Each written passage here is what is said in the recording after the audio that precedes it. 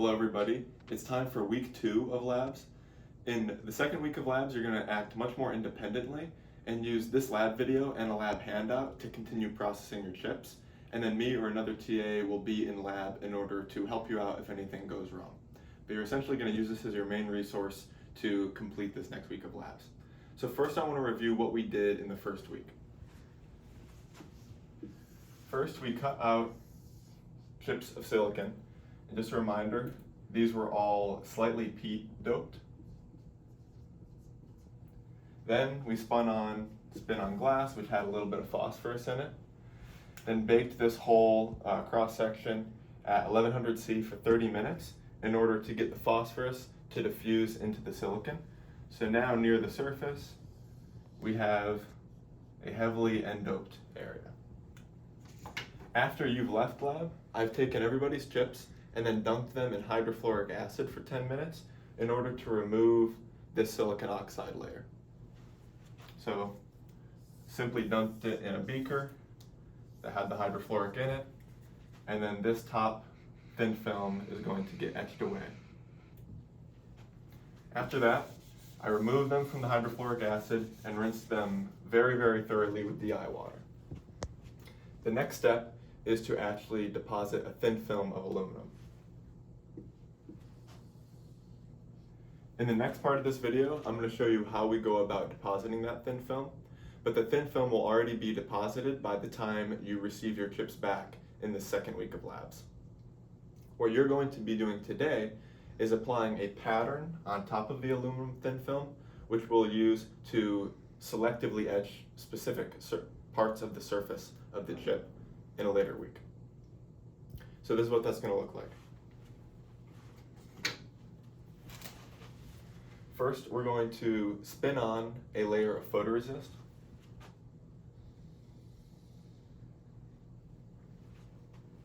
After that photoresist is spun on, we're going to heat up the chip to 100 Celsius for about 90 seconds. That's going to drive out any excess solvents in the photoresist and prepare it to be exposed with UV light. Next, we'll take this chip and we'll load it into the photolithography stepper. And what the photolithography stepper does is project a very specific image where there's some spots with no light and some spots with UV light. The spots with UV light are going to expose the photoresist. So let's say I exposed UV light on this area and this area.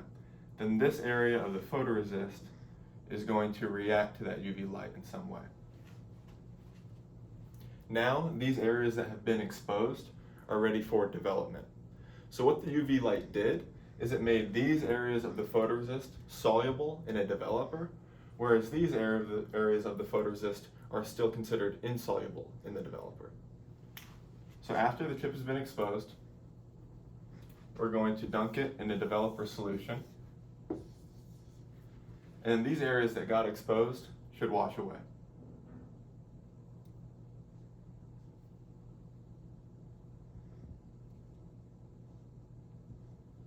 Then we'll remove the chip and rinse it with deionized water, and then look at it under a microscope to ensure that the features we intended to pattern on the surface are actually there. That is all you have to complete for the second week of labs, and then in between lab 2 and lab 3, I will etch these areas of aluminum in a solution of various acids. So as mentioned, the next step in the process is to deposit a thin film of aluminum. What we're going to use today to deposit that thin film is the RF sputtering chamber that we built over the past year. So we have not yet started the sputtering process.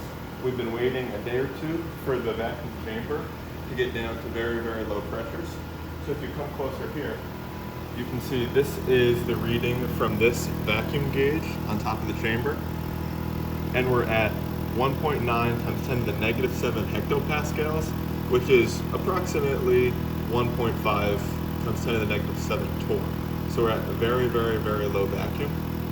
Next, I'm going to start slowing the pump down and flowing argon in order to raise the pressure of the chamber, but only backfill with argon to keep the environment clean. Once the pressure of the chamber is high enough, we'll stretch the plasma and begin the sputtering process.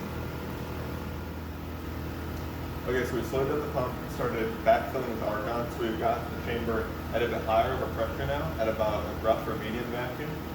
So if we come in closer, you'll see on the substrate plate, we've got everybody's Lab 1 chips lined up. And then if you look up near the top of the chamber, you can see that there's currently a shutter in the way of the aluminum target, which we'll actually use for deposition. And I'll explain why we have that there in a minute. So if you come out here, you'll see this is how we power on the radio. The radio is our RF power source. So we'll just go ahead and tape this button down to turn on the plasma. And as I tape that button down, I'll have you guys view the plasma turn on. Okay, there we go. So now we've got plasma. And if we come over here to our matching network, we can see we have high forward power and low reflected power. So that's what we want. Next, what we're going to do is let this plasma sustain itself for about 10 minutes or so, and that's to clean off the surface of the target. The reason we're going to clean off the surface of the target is because the solid chunk of aluminum is always going to have a really thin layer of native oxide when it's exposed to atmospheric pressure and gases. So even after we pump the chamber down, that thin film of oxide is still on the surface of the aluminum, so it actually needs to be cleaned off before we can start depositing pure aluminum. So I'll see you guys again in 10 minutes after we've cleaned the surface of the target. So now that the argon plasma has cleaned the surface oxide off of the aluminum target, it's time to actually start depositing aluminum onto your chips. So if you come in closer, and then you look up at the top here, you'll see that I'm going to remove the shutter, and then you'll be able to see all the plasma and the aluminum target.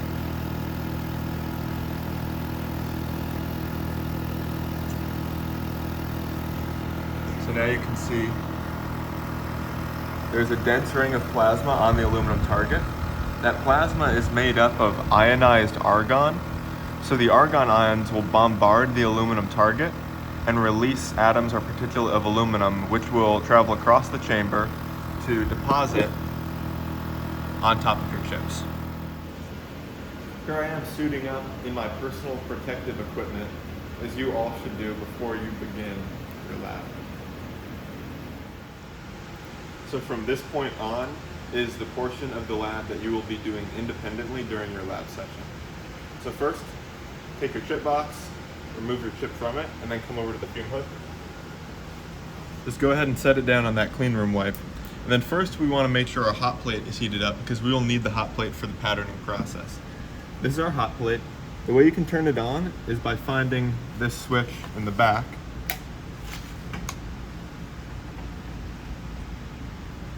This hot plate should already be set to 100 degrees Celsius, so it's going to begin heating up. If it's not already set, you can use the set and enter buttons to change the temperature. While that's heating up, we're going to go ahead and clean our chip. In the process of putting it in the box and removing it and carrying it around the room, we probably already got dust and contaminant on it, so we'll go ahead and wash that off. First I'll use acetone, and then isopropyl alcohol. And then we'll blow this chip dry with nitrogen.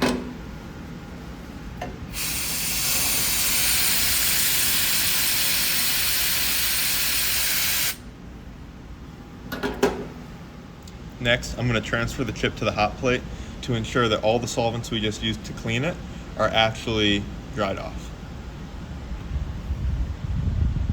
And then I'm going to start a 1-minute timer.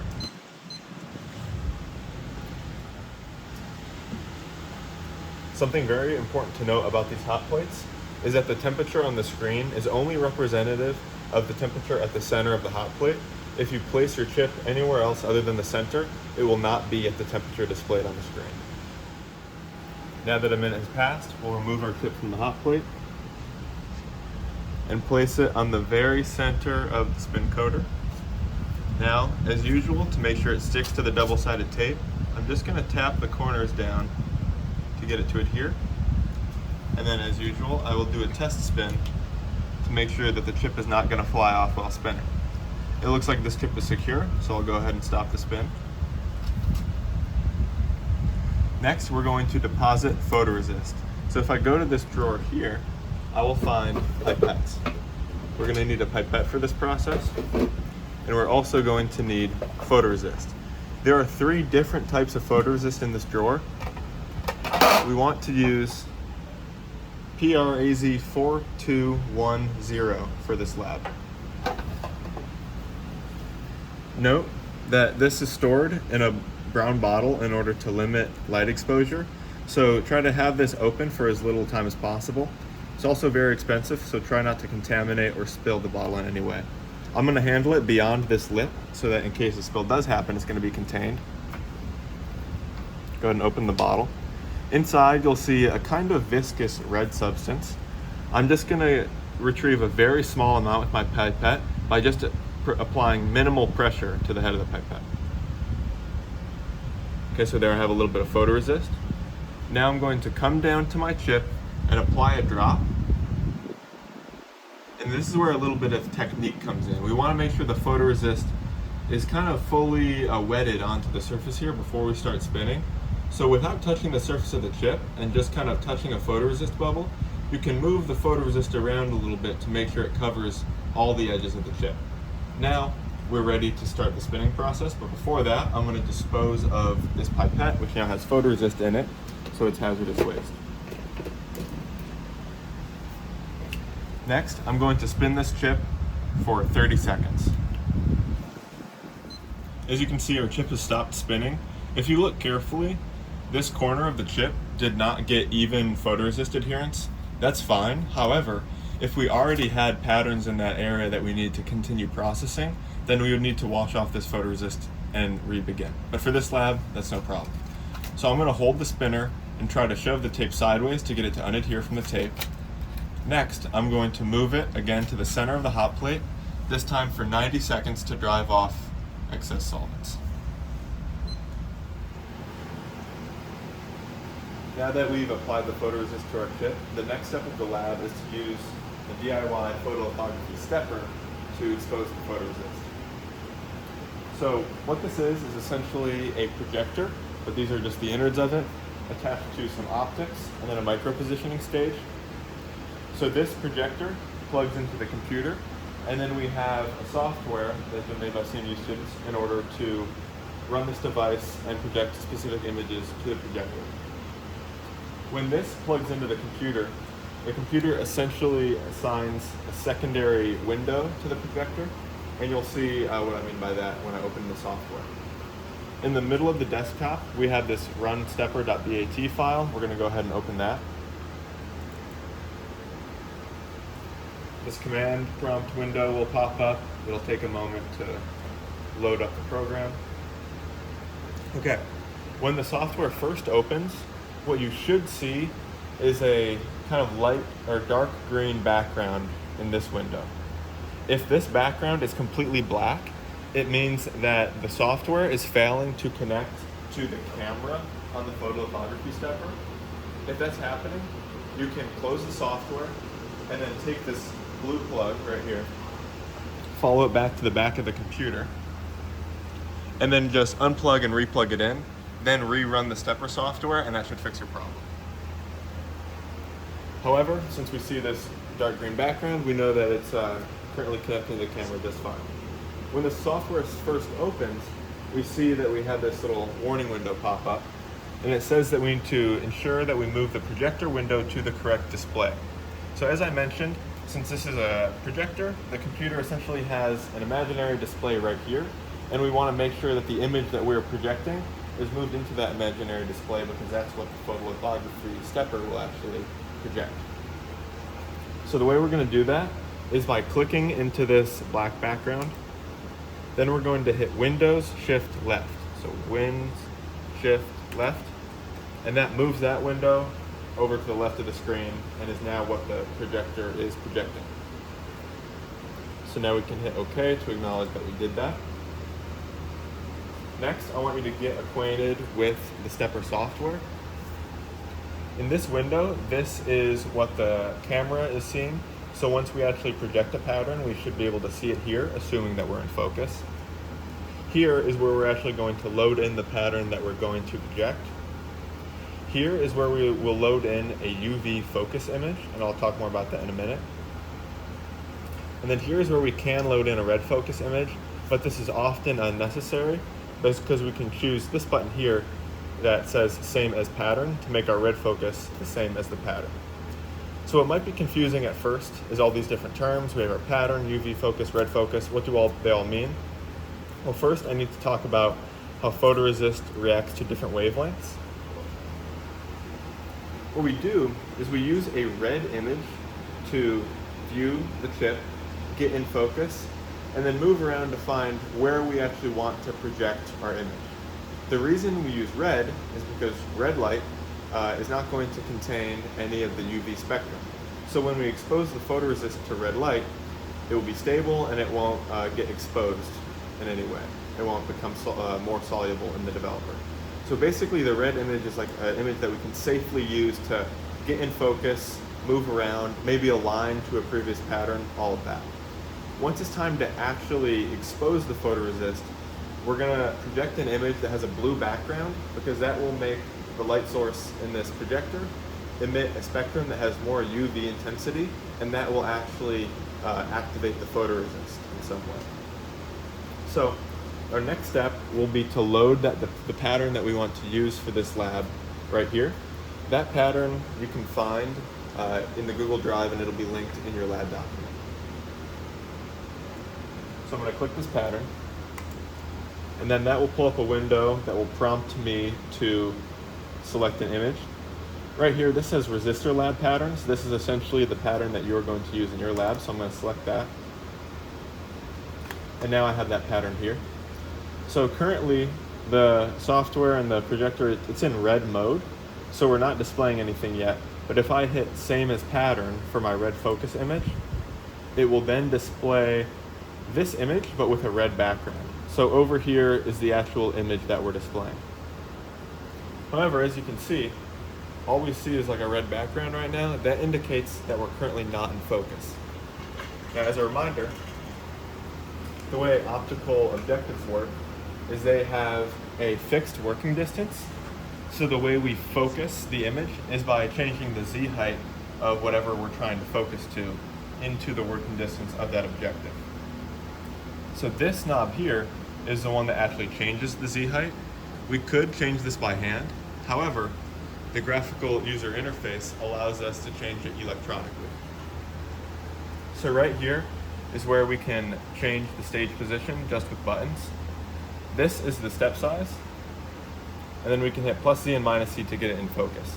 I'm going to increase the step size so that we can figure out where the focus is, and then I'm just going to start hitting plus Z a few times until it seems like the image, okay, there we go. Now the image is more in focus. So now I'm gonna hit maybe 100 so that we can get this a little closer.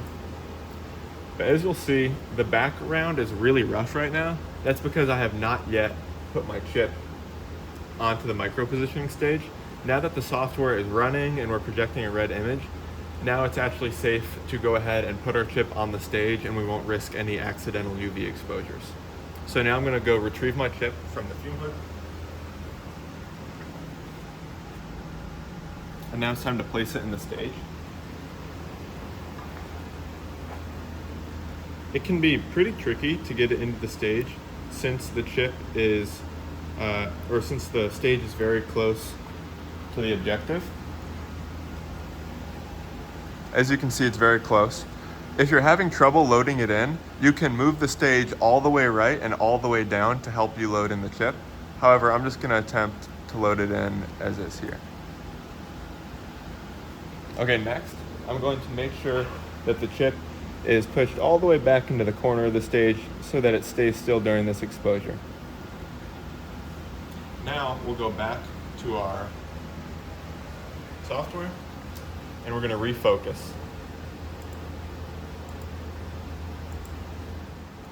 So now I've found the spot where the pattern I'm trying to project is actually nearly in focus. So since we are patterning on an aluminum surface, it's extremely reflective and we basically can't see anything in the background currently. However, if I scroll around in the X and Y directions and we find maybe a defect in the photoresist, like that dot there, then you will be able to see that. When we do patterning on, say, just a flat silicon surface, it's often much easier to see the background. So after we've got this in focus in red, we essentially want to make sure that we're about to expose the chip in an area that actually has clean, uniform photoresist.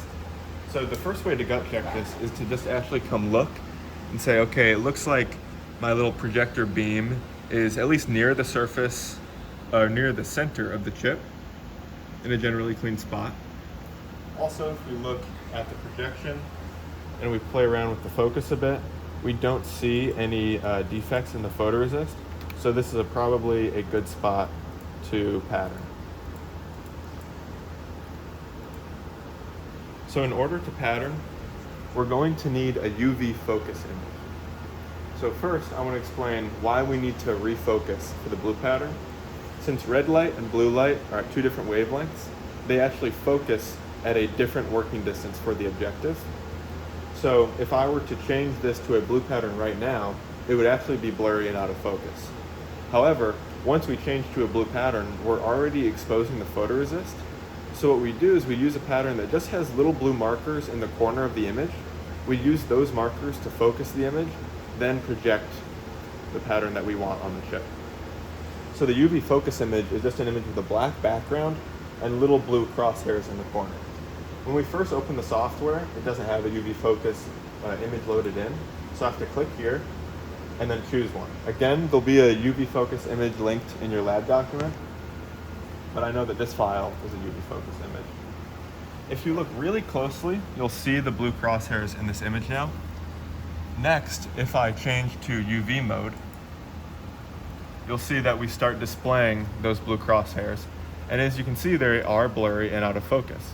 So next, we're gonna move in the Z direction to get those out of focus, specifically in the negative Z direction, to get them in focus. So once they're approximately in focus, you can change the step size and play around with it a bit, but it looks pretty in focus right there. So now we're actually ready to expose the photoresist. So I'm going to hit begin patterning right here. Before I hit this button though, I want to make sure that the time displayed here is the actual time I want to expose for. So this will be an 8-second exposure because that's 8,000 milliseconds. That is the exposure time I want to do. So I'm going to hit begin patterning. And then as you can see, the image will pop up here live on the camera. During this stage, you actually want to avoid talking like I'm doing and avoid touching the table, because any vibrations that you induce to the stepper will blur your image. Now that that spot has been exposed, I can go back to red mode. So now we've exposed just one spot on the chip. For your lab, you'll want many different spots to probe our resistors. So what I'm going to do next is go to new parts of the chip and repeat that process. So I'll show you how to do that. This is less than 1,000 microns wide and less than 800 microns tall. So I'm going to try to move to a completely new area on the chip by changing this X or Y step size to, let's just do 1200 to be safe. And then I'm going to hit plus Y. And then that will actually move the stage enough to be outside of the original pattern we put down. If you're not convinced that it actually moved enough to get to a new area, what you can do is refocus the image a bit and then hit that again. And then you can see a defect just moved into our image that we can see and then out of it, indicating that we did in fact move to a completely different area of the chip to put down another pattern. So now I would repeat the exposure process I already showed you, and you'll want to do that about 4 times to have enough pads to probe at the probe station the following week in labs. The next step in the process is to develop the chip with the exposed photoresist on it. So I'm going to go into the fume hood and I'm going to find a beaker that is already designated for development. This beaker right here. We use this only for developer and no other processes to prevent cross-contamination between various processes. The person who used this before you was supposed to rinse it with deionized water. In case they didn't do that, we're going to do another rinse just to make sure it's actually clean.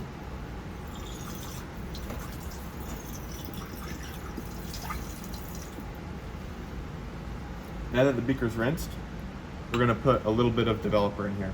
The developer solution is basically a potassium hydroxide solution. And again, in this solution, exposed photoresist will be soluble, and unexposed photoresist will be less soluble, not completely insoluble. So for that reason, the time that we develop for is going to be very critical. So here's the developer. It's already diluted, 3:1. I'm just going to pour a small amount into this beaker. That should be enough.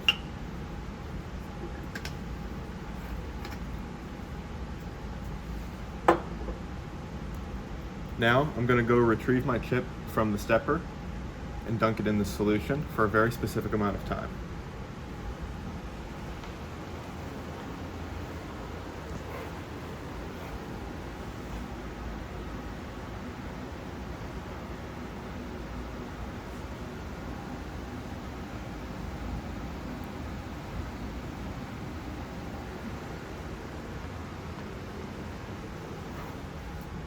So I'm going to have my timer ready.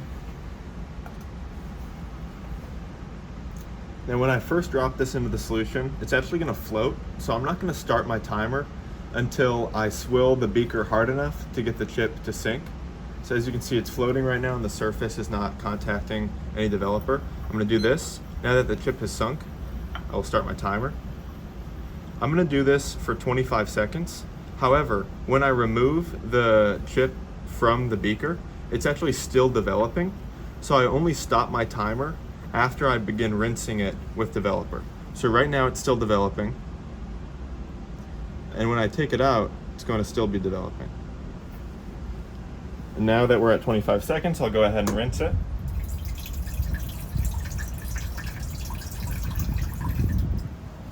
Next, we'll dry the chip off with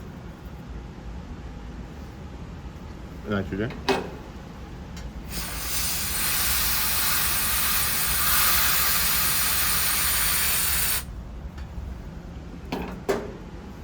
If I look really closely at this stage, I can already see a little pattern. I think we can even pick it up on the iPhone. I only exposed this chip in one spot. If you exposed it 4 times, you should see 4 really small rectangles appear on the surface. Next, we're going to put this under the microscope to inspect it in more detail. Okay, so we have a few variables in this process. The first is when we're spinning on the photoresist, the speed and time that it's spun for is going to affect how thick that photoresist is. The second, when we're using the photolithography stepper, the time that we expose the chip for is going to affect its total exposure dose, like how much energy of UV light it experienced in the exposed areas. And then another important variable is how long we developed that chip for. In order to achieve really good resolution, the best resolution that we can get with our photolithography stepper, each of those 3 variables need to be balanced and optimized. So I'm only going to get, say, 1 or 2 micron resolution if my photoresist thickness is well tuned, my exposure time is well tuned, and my development time is well tuned. But they all balance with each other. So if my photoresist is thick, then I will need a longer exposure time. If my exposure time is low, then I might need a slightly long development time. All these variables affect each other. Now again, there is kind of an optimized value for all 3. The values given in your lab handout might not quite be optimal. So if you do this process and find that you did not get the resolution that you wanted to achieve, you can just redo the process with maybe a slightly different development time, a different exposure time. I wouldn't change the spin time in this case, but you can tune those variables to find an optimal process. The first one I would change if you're having trouble getting your features to show up well in this lab is the development time. So keep your exposure time at 8 seconds And then your development time could be anywhere from 10 to 110 seconds to get optimal resolution.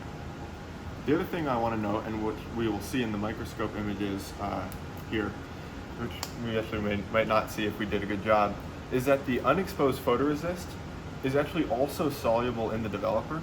So if you develop for too long, you'll see that your unexposed photoresist also begins kind of getting etched away by the developer.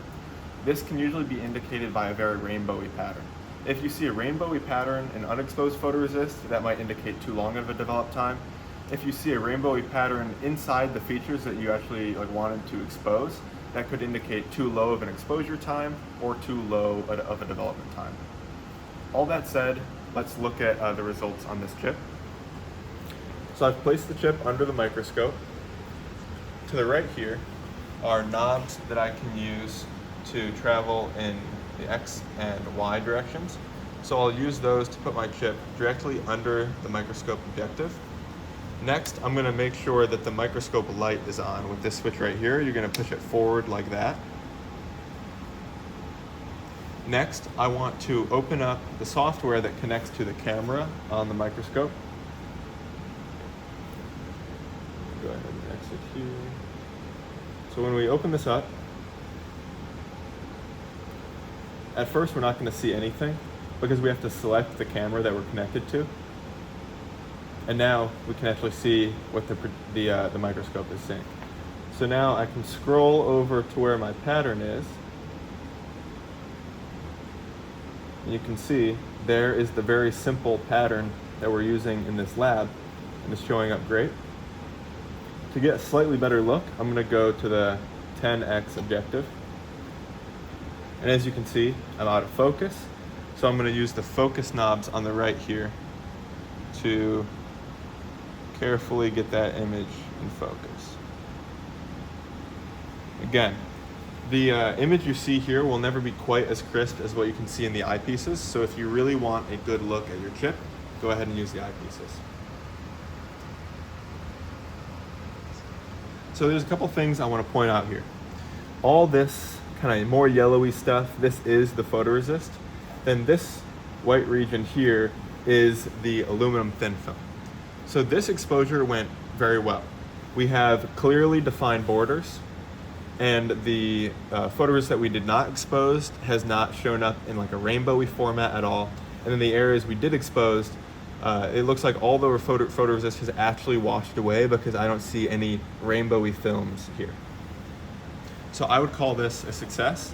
Next, you're going to want to save this image for your lab report. Okay, so at this point, is lab over? Take a second to answer amongst yourselves. No, lab is not over. We have to clean up still. Let's come over to the fume hood. Here we have developer still in the beaker, and we have fluids we use to rinse the chips in here. Neither of these can sit in the beakers open like this, so we need to discard of them. For the developer, after maybe like 2 or 3 chips have been developed in this, most of the reactant in the developer has been consumed to a point where the development rate changes a lot, so you won't want to use this for more than a chip anyway. So we need to discard of this in the appropriate hazardous waste bottle. Over here, I have a bottle that already says that it has hazardous waste of developer in it. So we're going to take this large bottle.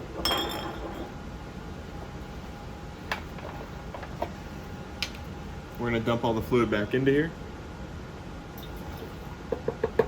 This is not yet clean. We still have to rinse it.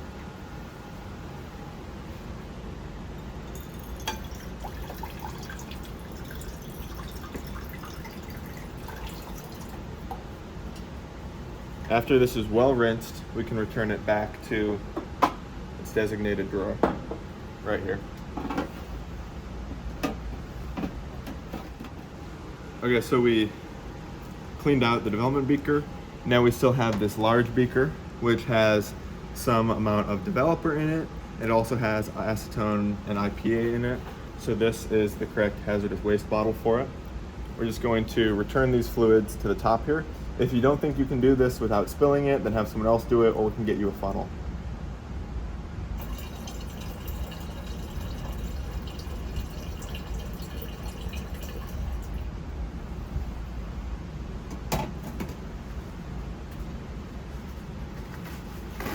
Now we'll make sure to cap off this hazardous waste bottle.